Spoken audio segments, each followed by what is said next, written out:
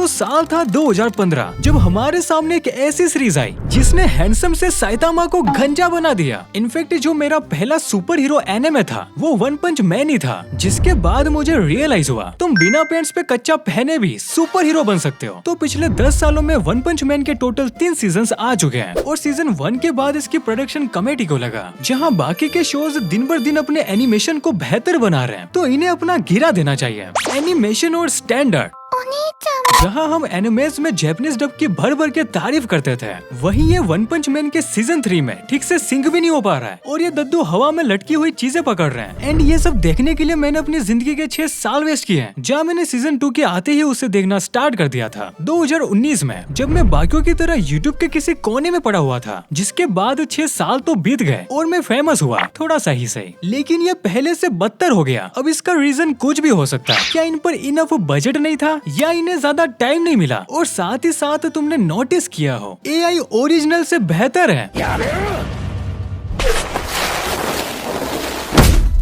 तो आज हम इसी सीजन 3 के बारे में और अच्छे से बात करेंगे। देखो, हमें शो के रिलीज होने से पहले ही डायरेक्टर ने वार्न कर दिया था सीजन 3 से तुम ज्यादा उम्मीदें मत रखना, और हमने इसे हल्के में ले लिया क्योंकि हम सब ने ब्लू लॉक सीजन 2 देख रखा है, जहां एनिमेशन बोलकर पीएनजी इमेज दिखाई गई। तो वन पंच मैन कितना ही बुरा होगा, इससे बुरा कुछ नहीं हो सकता। पर वन पंच मैन के ट्रेलर का क्या ही तो एनिमेशन था, तो इसीलिए मैंने इसका फर्स्ट एपिसोड देख लिया और 5 मिनट के अंदर ये ब्लू लॉक वाली बीमारी आ गई। एक स्टिल इमेज को किसी ने कलर कर दिया, इसलिए मुझे ज्यादा टाइम नहीं लगा सेकंड एपिसोड पर जाने में, और फिर से वही कलर वाली बीमारी। ये पिक्चर अगर बच्चों के ड्राइंग बुक में आती तो वो खुश हो जाते हैं और इन्हें इतना बजट भी रखने की जरूरत नहीं होती, बच्चे फ्री में कलर करके दे देते हैं। और ये क्लासिक स्पीड लाइंस, मैं बैठा हूँ ना मैं कर देता। What the fuck? पूरे एपिसोड से ज्यादा एनिमेशन इसके बालों में दिख रहा है, और हो भी क्यों ना, इसका डायरेक्टर एक हेंटाई स्पेशलिस्ट है। ऑब्वियसली वो लोंडो से ज्यादा खूबसूरत लड़कियां बनाएगा, इसलिए तुम्हें इसकी सारी लड़कियां सुंदर दिखती है, और कभी कभी ये सुंदरता लड़कों में भी आ जाती है। और यही बात डायरेक्टर को अच्छे से पता थी, इसका एनिमेशन परफेक्ट नहीं है तो फैंस जरूर भड़केंगे और गाली देंगे, और ऊपर से ये एनिमे फैंस हैं तो हेट कुछ अलग ही लेवल की मिलेगी, जिसे हैंडल करने के लिए डायरेक्टर क्या करता है, अपना ट्विटर अकाउंट ही डिलीट कर देता है। मतलब अब तुम सालों गाली देकर बताओ। एनिमे इंडस्ट्री में अब ऐसा कुछ भी नहीं बचा है जिसके बारे में हम फैंस को ना पता हो। लाइक एनिमेटर्स पर स्टूडियो का प्रेशर, उनके जी फाड़ शेड्यूल से हम वाकिफ हैं, और 2 साल पहले मापा का नाम तो सुना ही होगा, जिसने जुजुत्सु काइजन सीजन 2 का एपिसोड 17 जस्ट उसके एयर होने से एक दिन पहले बनाया, वो भी सिर्फ 30%। लेकिन फिर भी तुम देख सकते हो उसकी रेटिंग 9.6 तक चली गई थी, क्योंकि कितनी खूबसूरती से ये एनिमेशन किया गया था, जबकि इसके चलने पर तो इसका सर ही खिसक रहा है। वहीं फैन एनिमेशन इससे काफी ज्यादा बेटर है। और एक बार इसका फर्स्ट एक्शन सीन तो देखो, जो कि सेकेंड एपिसोड में था। यस, सिर्फ 9 फ्रेम्स में पूरा एक्शन सीन समेट लिया। इन्होंने अब तक के एपिसोड्स में एनिमेशन के नाम पर एक के बाद एक कलर फ्रेम्स लगाई है बस, और कभी कभी तो बस कैरेक्टर्स को स्लाइड करवाया, इसलिए तो मैं इसे स्लाइड शो कहता हूँ। इसके बाद आता है एपिसोड 3, जिसे देखकर एक बार तो मैं भी शॉक्ड हो गया। ये फाइट सीन इतना स्मूथ, पर कैसे है, इसका रीजन तुम्हें आगे पता चलेगा अभी। बट उससे पहले ये जो अचानक से आई थी एक क्वालिटी पिक, वो हॉरर मूवी के जंप स्केयर से भी ज्यादा स्केरी थी। नहीं, इसमें कोई बंगाली जादू टोना नहीं था। अभी तक जो स्लाइड शो चल रहा था सामने, वो एकदम फुली कोरियोग्राफी एक्शन सीन में बदल गया। मतलब इसकी खुशी एकदम वैसी ही थी जब तुम किसी कौन साइट पर गए और बिना वीपीएन के ही वो साइट ओपन हो जाती है। बट ये खुशी मेरी ज्यादा देर तक नहीं चली, क्योंकि मुझे पता चलता है इस फाइट का 75% एनिमेशन पहले ही आ चुका था इसके ट्रेलर में, जो यूट्यूब पर भी अपलोड है, जिसे वैसा का वैसा ही इस एपिसोड में चिपका दिया। एंड सच कहूँ तो मुझे इससे कोई भी प्रॉब्लम नहीं है, इसलिए हम बात करेंगे इसके 25% के बारे में, जहाँ इन्होंने इस विलन को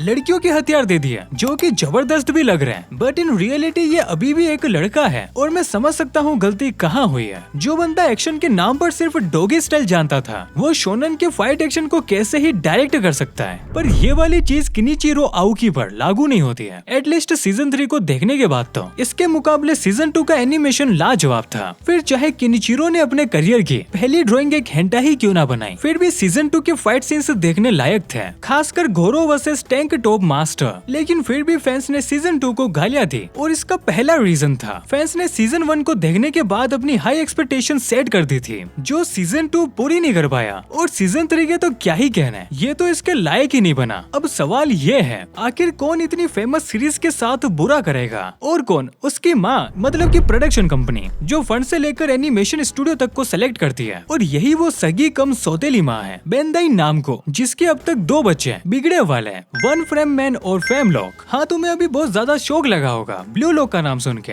पर ये वही सेम कंपनी है जिसने ब्लू लॉक के एनिमेशन स्टूडियो से आधे से ज्यादा एनिमेशन कट करवा दिया ताकि वो इम्पॉसिबल से काम को टाइम पर कर पाए। जबकि दूसरी तरफ जैसे स्टाफ एकदम चिल था मिल्की होम्स बनाकर, यहाँ तक कि उसने पिछले साल एक सीजन में 5 एनिमेस बनाकर पैसे कमाए जबकि दूसरे 1-2 बनाकर खुश हो रहे थे। तो इसीलिए बेंदाई ने जैसे स्टाफ को फिर से पैसे कमाने का मौका दिया, ये ले 6 महीने और सीजन 3 दे देना, जो कि उन्होंने दिया भी। और बेंदाई का क्या, उसे वन पंच मैन के एनिमे से लेना देना ही नहीं है, फिर चाहे तुम उसे इलीगली देख लो, उसे मतलब है बस अपने मर्चेंडाइज बेचने से जो एनिमे से बहुत ज्यादा कमा कर देता है। समझ रहे हो, बेंदाई को अपनी मुर्गी से कोई फर्क नहीं पड़ता है वो किस हालत में है, बस उसे अपने अंडे बेचने हैं। और तुम भी बिना मुर्गी के बारे में सोचे उसके अंडे खरीद लेते हो। और ये चीज वन पंच मैन के कैरेक्टर डिजाइनर ने ऑन रिकॉर्ड बोली है। ज्यादातर एनिमेस का सेम बजट ही रहता है बट फिर भी कोई मास्टरपीस बन जाता है और कोई कचरे के डब्बे में चला जाता है। और इसमें हम फैंस की कोई गलती नहीं है, इसके पीछे का मेन डिफरेंस है उस एनिमे को बनने के लिए मिला टाइम और उससे भी ज्यादा एनिमेटर्स का पैशन कि वो एनिमे को लेकर कितना ज्यादा सीरियस है। जैसा कि वन पंच मैन के सीजन 1 में था, उसमें एनिमेटर सच में अपनी स्किल्स दिखाना चाहते थे